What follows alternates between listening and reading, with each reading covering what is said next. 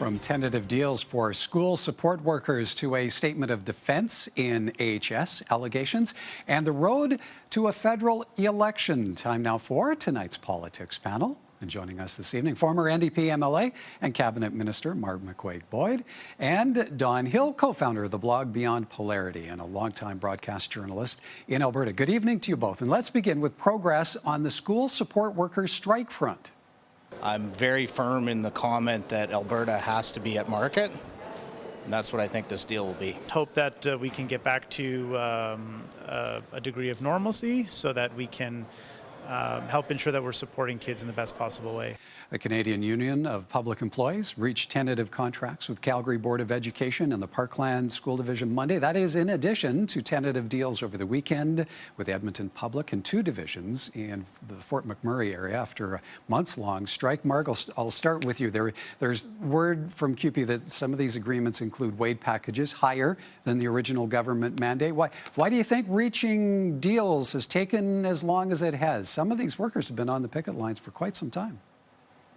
Oh, I know. And I don't know what took so long. You know, these are a group of folks that are so invaluable in schools. As a former teacher, I depended very much on teacher assistants to help me, but they've always been underpaid. And when I was a principal, I had staff who had that job and maybe, you know, was a bus driver, were bus drivers or something, because you couldn't have a living wage doing it. So I relied on people that did it really out of the goodness of their heart. So I'm glad they're reaching a deal, and I'm glad hopefully they're getting a living wage, especially in these times of affordability. Don, what does the end of support staff strike action signal to you about the three-way dynamics involving CUPE, school divisions, and the Smith government? Well, you bring up a very interesting point in the fact that there's three vectors there, and where they cross is where the politics are. So what we've got at the moment is a kind of a reality check, is that the government right now has to understand that everything has changed, completely changed. And a lot of these agreements that were based on prior grievances, and I'm agreeing with Heather, that support staff are really critical, especially in schools, with primary schools in particular. But right now, all these agreements, you're right, lasted way too long in terms of negotiation. They didn't have to go there.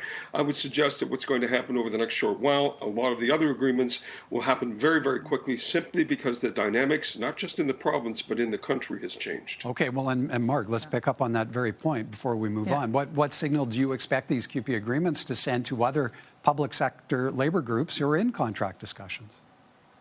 I think Don's exactly right. It'll... you know, in bargaining, you usually go to the bigger units first, and then that sets the tone for the other ones. And there's really nothing to refute now. They've made some deals with the others, so it should go a lot more smoothly, and everybody should be back in classrooms and helping the very students that are important to our future. All right. Next up, comments from the Premier on the firing of the former head of Alberta Health Services. The Premier says job performance cost Athana Mentzelopoulos her job. Anyone who resists the very clear direction that we're going to give them are going to face problems. The Premier says the dismissal had nothing to do with the former CEO looking into alleged wrongdoing at AHS, and that echoes a statement of defense filed by lawyers for AHS Friday. It claims Mentzelopoulos displayed an alarming lack of strategic vision and leadership. The former CEO filed a lawsuit last month claiming she was fired for sounding the alarm over inflated surgical contracts that benefited friends of the government. Don, how do you see the government's counterclaims playing against the former CEO's allegations of interference and corruption? What does this set the stage for? Well, if you see me grinning a bit, is because it's a classic, except with a slight variation on she said, she said, she said. And that's all going to come out in court. Now, the reason why I said that is that there's another classic leadership model, and Henry Mintzberg is a person in that space who's an academic. He's at McGill. And he basically has said decades ago, and it was very, very, in terms of leadership strategy and management strategy, managers manage.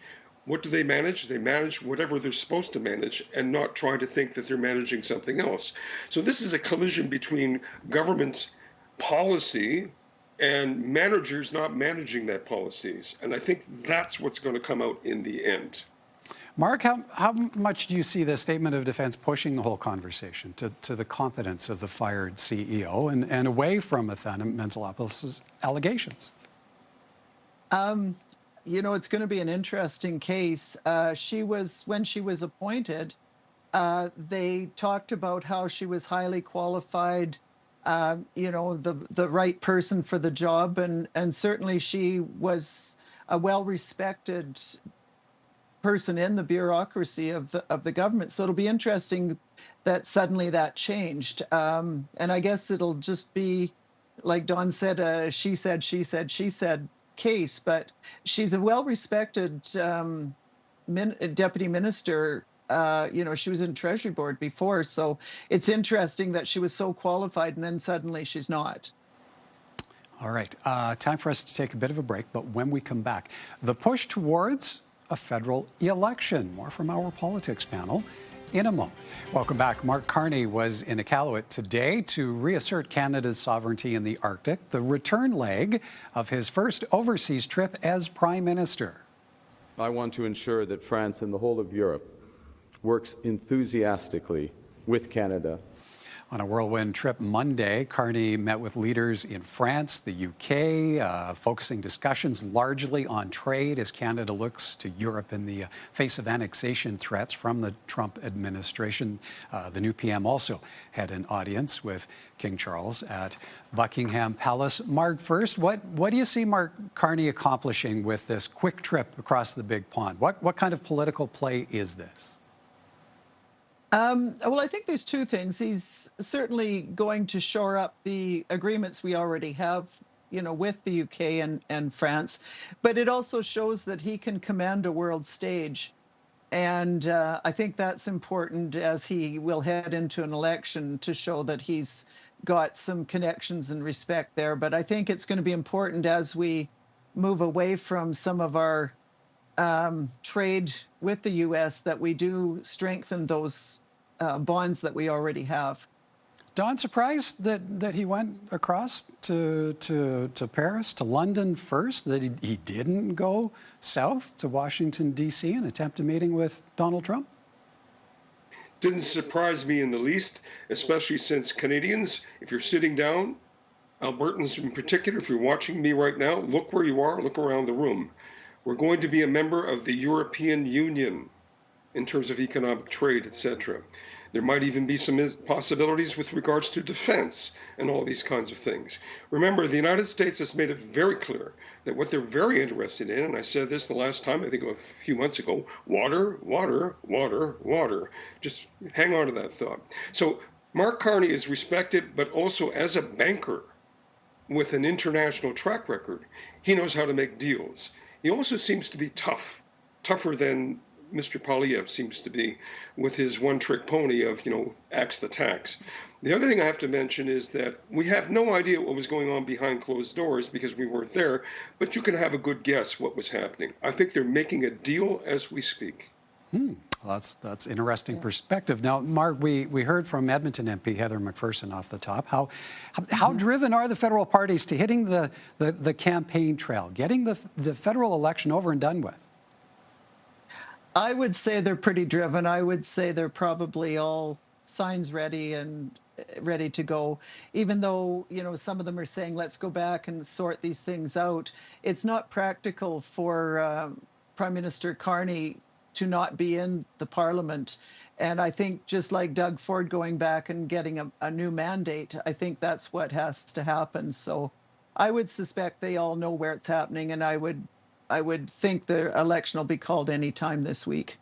Yeah, could be days away. Now, Dawn, on the forefront, heading into the election, turmoil over tariffs and the trajectory of carbon tax policy. Which do you see dominating campaign trail discussions?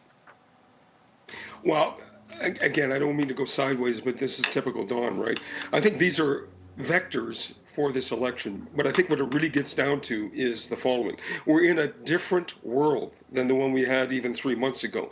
We went through the plague. COVID-19. We went through a course correction in terms of financials in 2008 and 2009. This now seems to be an existential crisis. So what it's going to get down to is, who do you trust at the top of the heap as Prime Minister of Canada to lead us through to the next crisis, I guess, which is going to be coming up sooner than later. Why? Because all the geopolitical furniture has shifted. And it hasn't shifted back to the old normal. We're into a new normal. So watch for the skies. Take a look at what's under your feet. Take a look around you right now. And let's hope, pray, or whatever you choose to call it, that the election that's coming up, we will have the right leader to lead us through to this new world. Marg, is it the threat of tariffs, the threat of annexation? Is that going to be the motivator that determines the outcome of the election? Will it push aside that huge issue of affordability? Absolutely. I think that's going to be the question. I totally agree with Don. We're going to need to pick the leader that we think can bring us through this. And we're absolutely in a new normal. And we have to, take our best guess at who's going to be the stronger leader for us. And my personal hope is we get a solid mandate one way or another so we can move on and get things done. Don, let's talk a little bit about polls. We brought up with Heather McPherson the latest from Angus Reid. It puts the Liberals, who had been double digits behind the Conservatives for a number of months, puts the Liberals ahead now by 5 points. How do you feel that plays into what lies ahead on the campaign trail? Well, what I like about these current polls is they seem to be reflecting the last week or so. 338 Canada actually aggregates all the polls, and it's telling up an even more startling picture is that Albertans are going to vote for the Liberal government if it becomes the government. And the second thing I've been hearing on the ground, now this is unsubstantiated, but smart people that I've talked to over the years who happen to be in central Canada are proposing that Albertans will elect a Liberal government led by a Prime Minister that's an Albertan in an Alberta riding. So that's something to keep in mind about what these polls are indicating. Now, as for Mr. Poilievre and company, they got real trouble because the only other Prime Minister that could happen that way, let's just say they had a moment like we had with the Liberal Party not so long ago, is, you're not going to be able to win. Maybe Mr. Harper can come back. Get that out of your mind, folks. It's not like Pierre Trudeau the First, where he says after Mr. Clark lost the election, welcome to the 80s. That would be more like welcome to a nightmare. So this is going to be a really interesting polling over the next little while about what direction the wind is going to be coming from. I think it's going to be a Chinook. Not sure. Well, and those polls, Marg, where the NDP are concerned, the NDP has gone from something like 21% support in December. In March, they're at 9%. How do you read that? They're bleeding some support, I suspect, to the Liberals, and I think the Conservatives are bleeding support as well. And I've never seen anything like it, such a shift in such a short time. But I think Don's right. I think we're going to see more Albertans voting Liberal than we've seen before. And I think some NDPs are going to vote strategically and say, my vote maybe this time has to go to the Liberals. And I think that I know some Conservatives are thinking that way now too. So it's going to be super interesting coming up. And Dawn, are we going to have an election call in a matter of days? I think that's a no-brainer, Michael. I mean, I'd bet serious money on that one simply because, proroguing Parliament and all the other noise that's going on right now, they simply need to get this thing moving sooner than later. It's going to be a really interesting few days. Break out the scotch, you know what I mean? Well, and Don, if I could follow up on the question to Marg as well, and where the NDP stand, where do you think that leaves Jagmeet Singh? In terms of these low polls, the drop to single digits. You bet, Don. Yep. Oh, okay. Sorry, I thought I was going to throw it over to Heather there.